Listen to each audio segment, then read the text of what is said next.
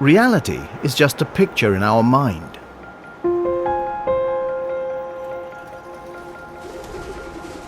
Our thoughts and emotions create our lives. Thinking and feeling are our ultimate impulse and incentive. We call being able to follow our thoughts freedom.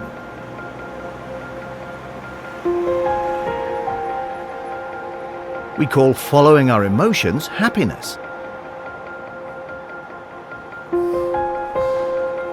But do they really make us free and happy? And who is this thinking and feeling inside of me? Is this really me?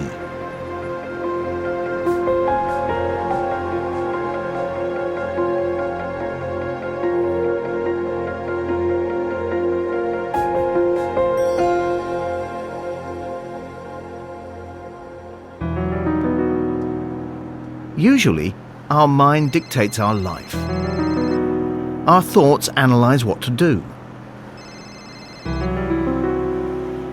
Our emotions lead us to what is pleasant and easy, or keep us from what is difficult and dangerous.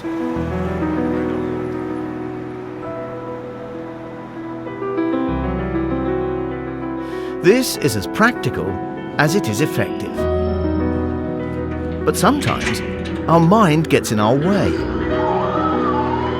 When we want to sleep and we lie awake worrying. When we want to forget and we analyze rather than letting go. When we want to enjoy and we cannot stop mulling over something. Our mind seems to be working pretty much on its own. And sometimes our mind seems not to be our friend.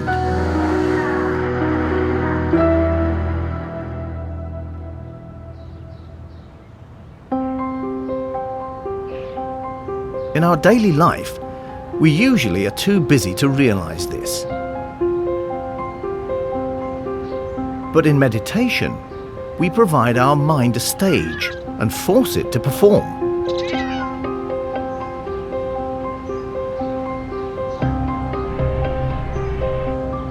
In meditation, our mind cannot hide behind being busy.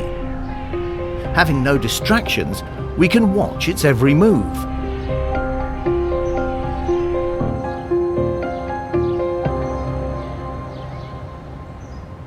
When sitting in meditation, we develop concentration.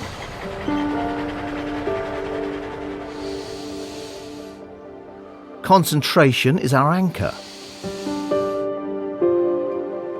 We focus on breath.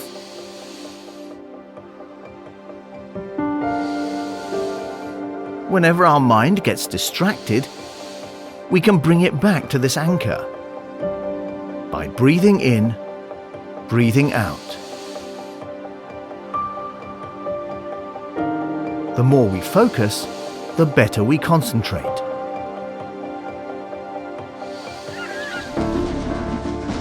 But we also develop mindfulness. Being mindful means opening up with all our senses, being completely in the here and now. We mindfully perceive our body and our surroundings. Every detail matters. The cool breath in our nose, the screeches of birds, the pain in our left knee. We can be aware of every thought, of every emotion arising in our mind.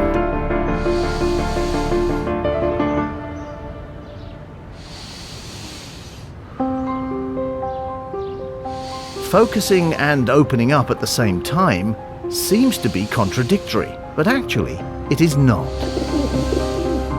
Only sufficient concentration will give us the stability not to be carried away by all these impressions. While being in mindful concentration, our mind can neither hide or slip away, nor can it hold on to anything.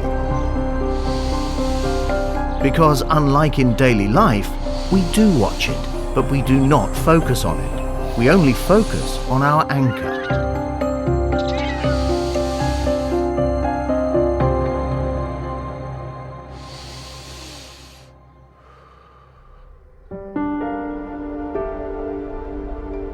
Meditation is like watching our mind perform on stage.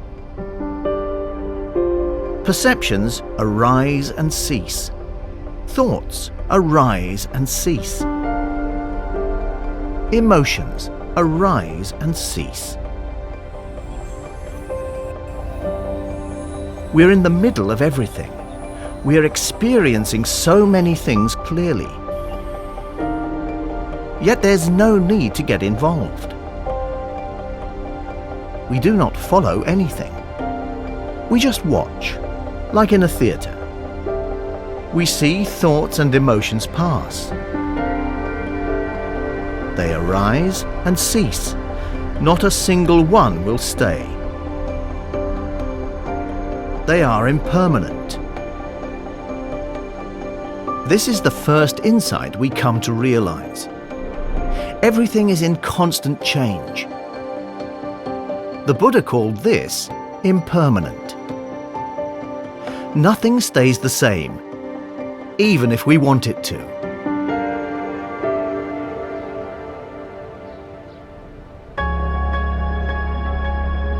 Seeing our thoughts and emotions pass, we can have a closer look.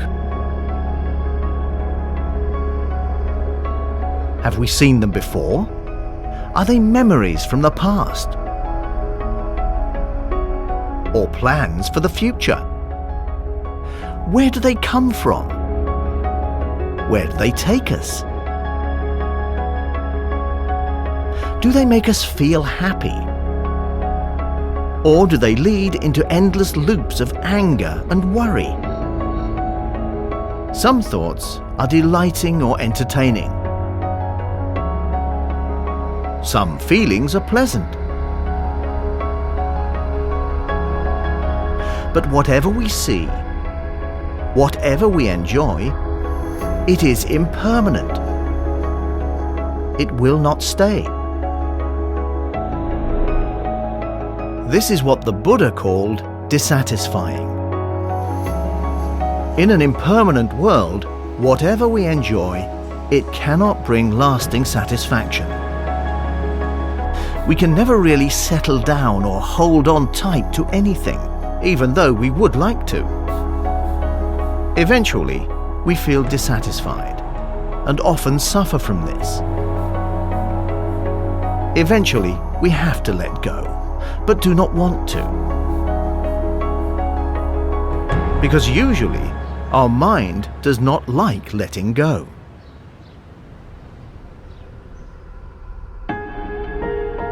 When watching long and close enough, we can see what our mind is doing. But we also realize we cannot really make it do anything. Neither can we completely decide what to feel or think. Nor can we decide not to think or feel at all. We understand. We are just an observer. We are not the player. Our mind works on its own, and we are not in control. Of course, we can tell the player what to play, and quite often he will. But sometimes he won't. It's not up to us. Strange but true, our mind is not up to us. The Buddha called this no self. Since we do not have control or command, referring to our mind as being me does not really make sense. Because we are not the player.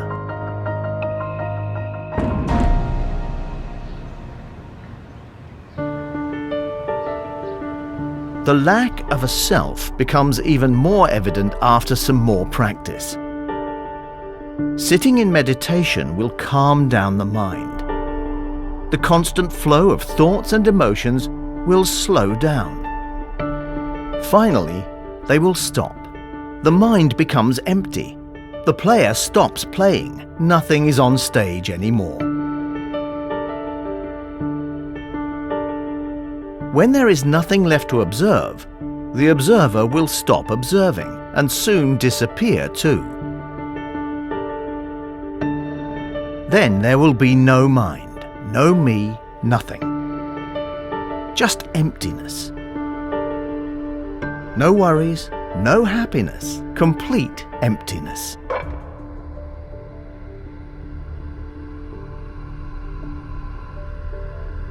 Now we can experience what is beyond our mind.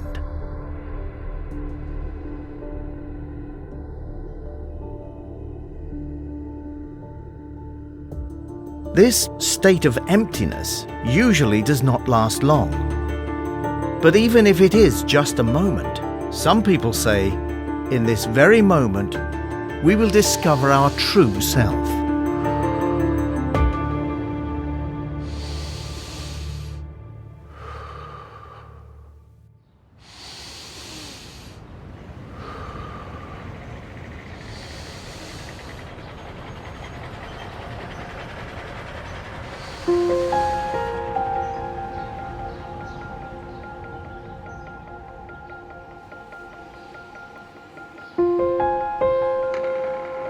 By meditating, we can develop concentration and mindfulness.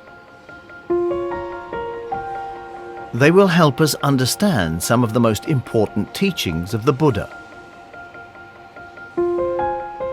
Impermanence, dissatisfaction, and the lack of a controlling self. We can find these properties not only in our mind, but in everything. This is why the Buddha called them the 3 marks of existence.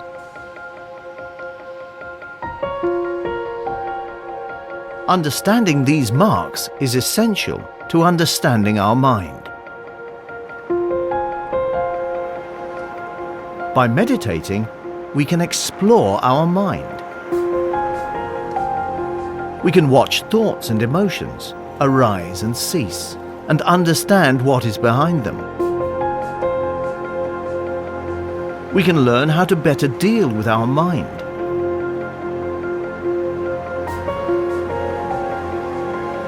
And maybe find our true self beyond it.